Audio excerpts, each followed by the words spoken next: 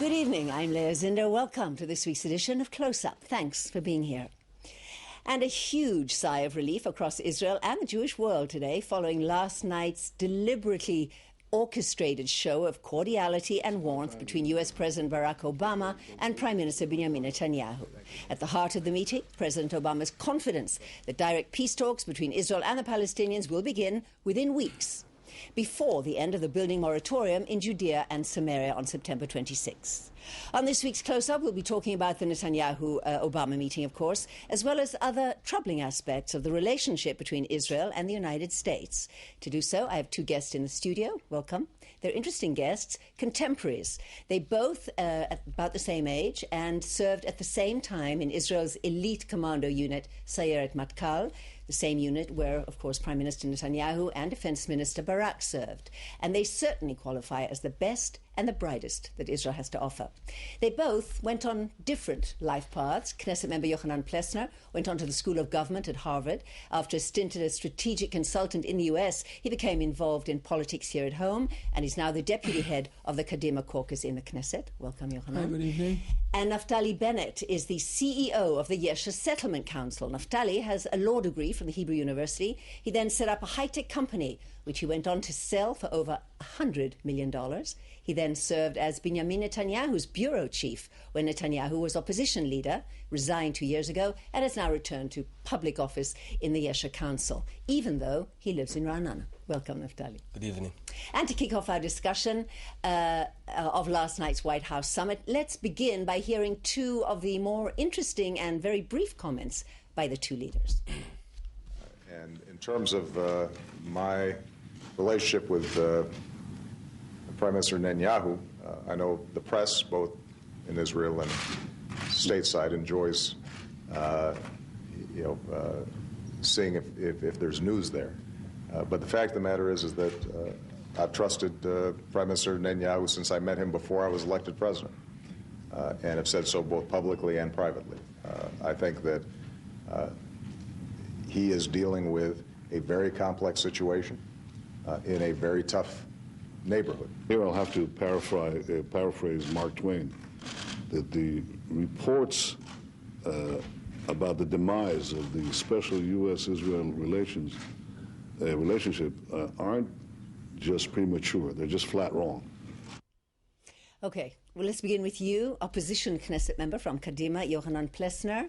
Obviously, it was a very successful meeting. Both leaders said so. Do you believe Obama? Do you believe Netanyahu? Look, I'm happy that it was a good meeting, because as Israeli citizens, we understand that there's no alternative for a strong, unbreakable tie between the U.S. and Israel. Although as a member of the opposition, you would have preferred a full-blown crisis, isn't that No, correct? not at all, because I think it's extremely important for us to have a strong relationship with the United States, both in terms of the security environment. God forbid if we go into war either with Hamas, Hezbollah, Syria, we need U.S. backing both at the diplomatic level, we need it both at the security level, we need it on an ongoing basis. Our entire posture in the region is derived in many senses from the strength of the relationship with the United States. All right, and we seem now to have that. The question is, do you think Netanyahu paid a price for that? Look, I wouldn't draw broad conclusions from one meeting and one summit that is aimed at giving a new chance for the relationship between the current Israeli government and the U.S. administration. There's no doubt that both sides had an interest in demonstrating success, and I hope that it demonstrates some underlying understandings as well. All right, but let's get to the heart of this, there's Yochanan. some reason for skepticism about where we're going next, because at the heart of things we have to understand that some decisions have to be made. It's not only about nice meetings and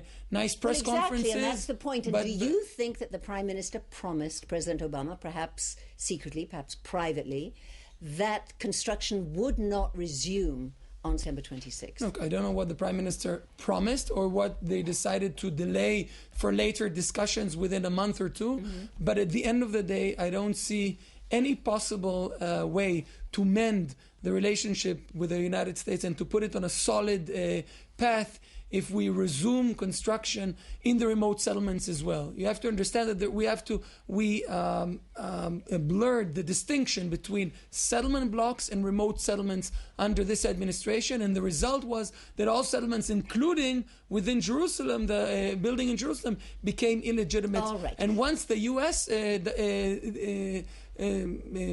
Does not approve, although they're not in a position to approve, but once the U.S. criticizes that move, we're pretty much alone vis-a-vis the rest of the world. And there's a way to, if you don't create the distinction, all the settlements will lose their legitimacy. All right. Naftali, that's an interesting point, because there are reports that there may have been some sort of private deal whereby the American president says to Netanyahu, okay, you can build in the large settlement blocks, but not in the isolated settlements. Is that a deal that the Yesha Council that you could live with? Absolutely not. We have to understand that our ability to maintain presence and control of the land of Israel depends on presence across all the communities in Judea and Samaria. And as we've seen in the past, concessions only bring on more concessions, and it's a never-ending slope. It's time that Netanyahu and its government and the government speak plainly. No zigzags, no winking, and no deals behind the scenes. Speak up and meet the promises that you promised the entire country and you were elected for, which was to stand strong, to retain control, and to grow our presence in Judea and Samaria. I hope to maintain a vision of bringing 1 million Israelis into those communities and build a strong Israeli presence there. Well, here's the thing. You actually, the Yesha Council launched a campaign just before Netanyahu left for Washington. And the campaign was based on saying to Netanyahu, you made a promise, now keep it. And you said, I heard you saying just a few days ago, if Netanyahu doesn't keep his word, how will Abu Mazen ever believe him, and how can we have peace? But isn't that a little disingenuous? Is peace something you want? Is making concessions to the Palestinians something you really want? Well, first of all, indeed, we believe that Netanyahu's credibility, and in fact Israel's credibility for that matter, is at stake here. The whole world's looking at us. Time and again, we set a red line and we break it. And we're in a very tough neighborhood. Everyone's looking at the way we behave. If they see that we cave in again and again, it just won't end. And if Yochanan believes that it'll end at the green line, that's a big mistake. We'll just view ourselves having the very same issues, talking about that next time Tel Aviv and Haifa will be at stake. Isn't it possibly a big mistake to say it's all or nothing? Isn't there room for compromise here? And isn't that what the Prime Minister is doing? Well, absolutely, there has been a compromise. There is a full-blown Palestinian entity, authority in Judea and Samaria. The Palestinians vote for that entity. They pay taxes there. They're controlled by that entity. All but two things. One is they don't have the right to have a military presence. And secondly, they don't have the right to bring in the 5 million or 8 million Palestinian refugees from abroad. I'll ask you, Yochanan, are you willing to have millions of refugees cross the Jordan River and enter Judea and Samaria? Is that something acceptable to you? I'm willing to have a Palestinian state and not refugees coming into Israel. Whatever happens within the Palestinian state is up to the Palestinians. So as a yes and no, are you willing to have millions of Palestinians enter across the Jordan River into that Palestinian I'll respond state? with a yes or no question. Are you willing to have a greater Israel that includes millions of Palestinians? Because this is what the Yesha Council policy is right now leading towards. Yochanan. One binational state with an Arab majority. This is... In fact, there's right now a combination of those in the extreme left and the extreme right that are now led by the Yesha Council that are getting together, and both of them are leading to a post-Zionist binational state, and this is one of the projects that are most dangerous to Zionism. And in fact, Netanyahu used to be your leader, but he is no longer. He has changed his position. Yeah, unfortunately in Israel, leaders or politicians feel that it's acceptable to go on one ticket and 2 minutes after the elections hijack the vote and take it somewhere totally different. The overwhelming majority of Israelis voted for a right-wing government, 65% roughly, and yet the policy goes again and again to the wrong and left direction. And I'll say again, let's make it clear, in Judea and Samaria there's roughly 1.7 million Palestinians, that's all. abroad, in Lebanon, in Syria. There's refugees that are waiting to pour in, and your policy of setting up a Palestinian state with open gates, which you're not willing to even deny. I asked you once and again, are you willing to open the gates of the Jordan River and let them cross into Israel? No, I want to prevent the policy that you're leading now, of annexing millions of Palestinians. No one's annexing anything. I'm asking a simple question. When we have you see, the problem with Boogie Alon, I think. Wait, I want to give it once we can't hear either I of think you, so I want to take go it ahead. into there are some fundamental issues that need to be discussed. If you take the right-wing position to the extreme logic, and now Tzipi Chotobeli did that, and I think Boogie Alon and a few others, Moshe Arens, they're saying, look, we want to stay in Judea and Samaria. We're not making the distinctions between the settlement blocks and the remote settlements. And as a result, we understand that we will have to grant citizenship to the Palestinians. And then they're using those demographic figures that supposedly there are few Palestinians and it's not too bad. I think that's wrong. That's dangerous. This is at least an intellectually or genuine, or there's intellectual integrity behind that proposal, because this is where this policy is leading, but I think the vast majority of Israelis will reject it. The Kadima policy has always been to set a blind eye on reality. We saw it, your own leader, Kadima, you're criticizing Netanyahu as well. No, I'm criticizing your leader who led the evacuation of Gaza and promised us peace and quiet, and we saw very shortly thereafter over 10,000 missiles shot on our country. And for some reason were shot also before. Much less. And you're sure, and are you willing to guarantee that once we evacuate Judea and Samaria, God forbid, there's going to be all peaceful and wonderful? All right, Naftali, I'm going to interrupt you here because I want to talk a little about realpolitik. I think your positions are perfectly clear and you're not going to agree on them. Let's talk about what the Yesha Council, what the settler movement does next. As I say, Prime Minister Netanyahu is now not only saying he wants a Palestinian state, he promised that within weeks we're going to have direct talks. We don't know, of course, what was agreed privately about the freeze, but he is moving forward towards a Palestinian state. What are you going to do about that? We're going to do what anyone does when we feel that a state is committing suicide. Essentially, Judea and Samaria is the shield, the defensive shield of the state of Israel. And by proceeding down this very mistaken road that we've seen it in southern Lebanon, we've seen it in Gaza, time and again, we evacuate and whoosh comes in Iranian arms, be it Hezbollah, be it Hamas, and it'll be Hamas again in Judea and Samaria.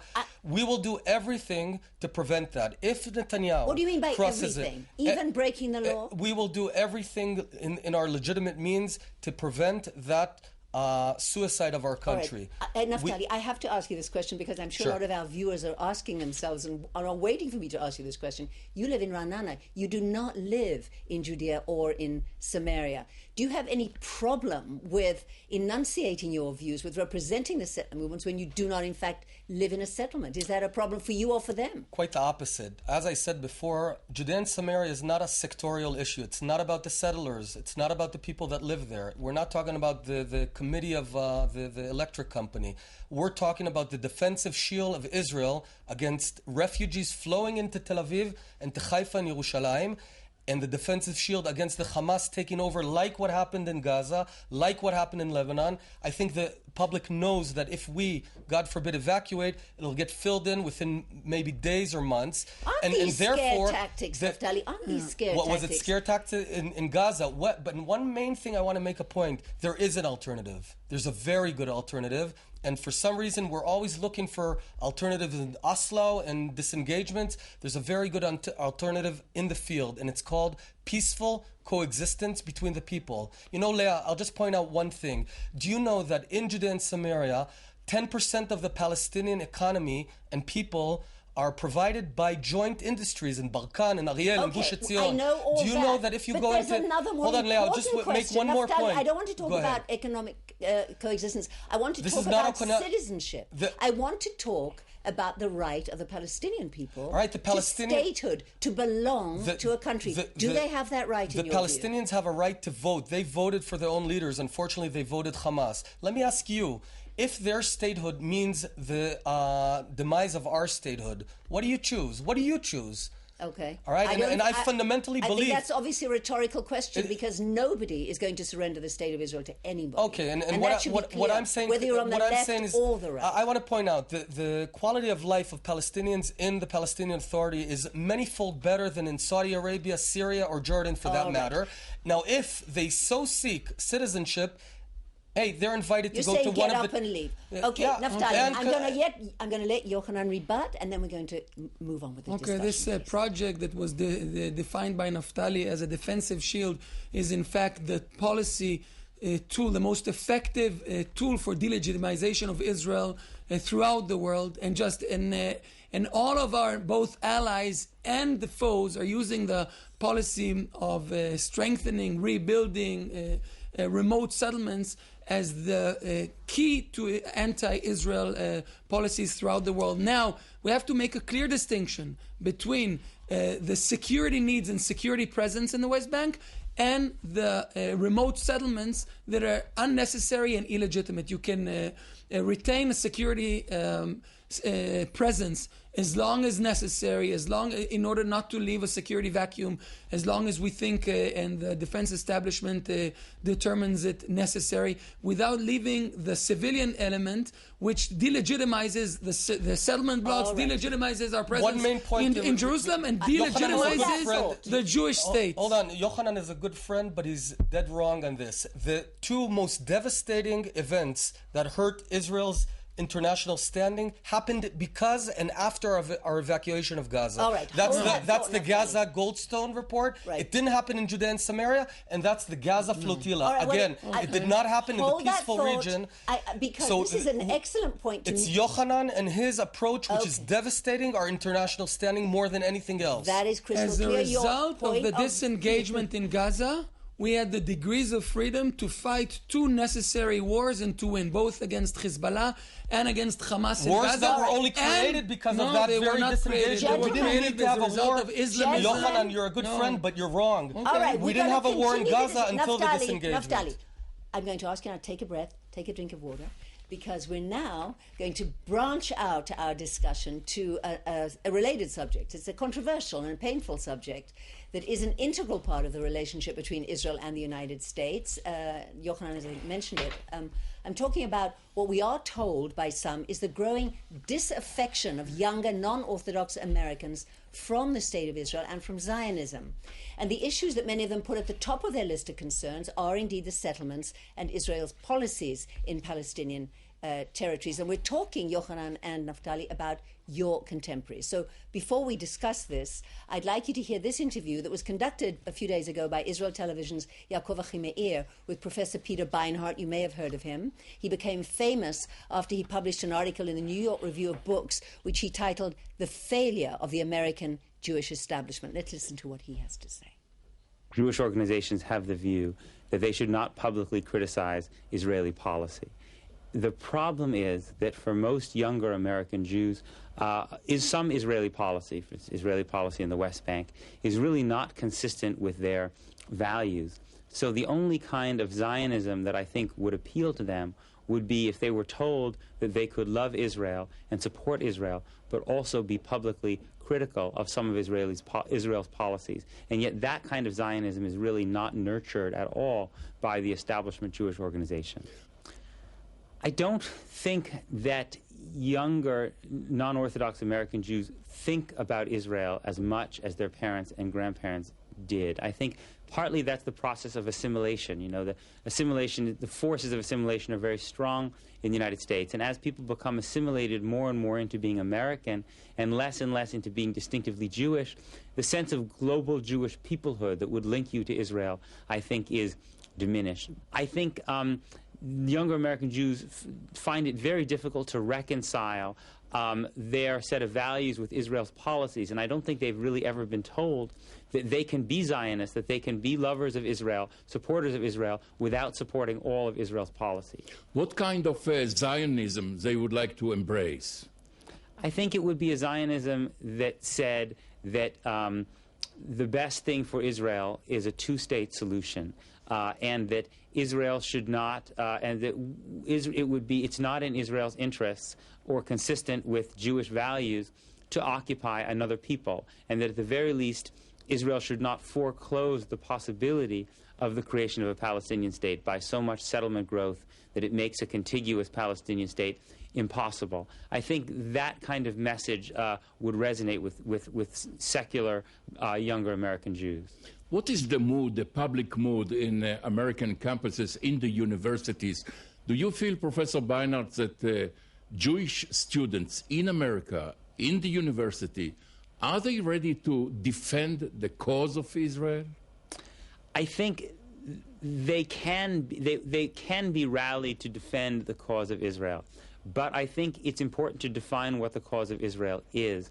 If the cause of Israel is the right of Israel to exist as a secure Jewish state, yes, I think that you can rally younger American Jews. But if the cause of Israel is defined as having to defend endless settlement growth, to defend a blockade of Gaza that does not allow in toys and notebooks and chocolate, then you're putting younger American Jews in a position where they have to defend things that are not consistent with their values. And just as they would not defend torture when the Bush administration committed it in the United States because it was not consistent with their values, I don't think they will defend Israeli policies that they don't think are consistent with their values. Okay, Naftali and Yochanan, let me ask you this. As I say, you're both in Sayeret Matkal. You were ready, literally, to put your lives on the line for this country that you believe in. Now, these young people in America, they're your contemporaries. You mix with them, you meet them. You're aware of just how isolated we are in the world among the non-Orthodox young American Jews. And what I want to ask you is this. Do we not have the danger here in Israel of blinding ourselves to the very real concerns that they have, to their values that they have, that perhaps in our need for security and for safety, and because of our enemies, we sometimes forget about humanity, humanism, equality, respect for the other, respect for the stranger.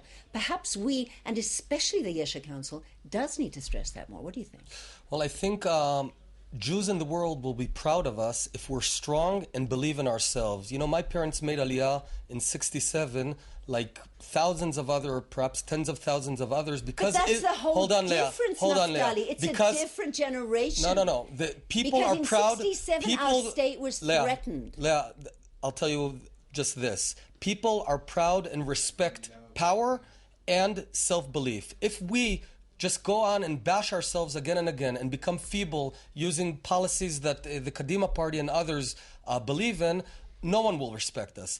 If we believe and bring people from the United States and show them Me'arat HaMachpelah and show them Yerushalayim and the Western Wall, they'll be proud of us. But as long as we talk about apologizing that we shot this person and that person instead of talking about our right to be in our land of almost 3,800 years, if we don't do that, we'll lose respect. If we do that, we'll gain the respect of the Jews and the entire world. Okay, Yochanan, you have 1 minute to sum up. First of all, Zionism was always great when we talked a little and we did a lot. Today, the right wing, and even Netanyahu does that a lot. He speaks a lot about Jerusalem, about the West Bank, about Jewish values, and at the end of the day, we end up with no building, neither in Jerusalem nor in the settlement blocks, because we talk a lot, but we do little because we... the Jews in Judea and Samaria are those who are doing more than anyone in the country these days. With respect to the American jury is liberal. We have 80% of American jury is conservative and reform. And we have to create mechanisms for critical dialogue because we do not want to alienate many young American Jews. And this should be our goal, and we're not good enough at that. Okay, well, I'm afraid I know there's lots more to say, and I would love to have you both in again to talk about it, but for right now, we're out of time. Do write to us at our usual email address, ivatvnews@gmail.com. I'd like to thank my two guests very much, Kadima Knesset member Yochanan Plesner and Yesha Council CEO Naftali Bennett. Thank you both so much for being here. Thanks to our producer, Irene Carmel Miller. Thanks to Dennis Zinn, and special thanks to you for watching Close Up. Until next time, have a great evening. Shalom from Jerusalem.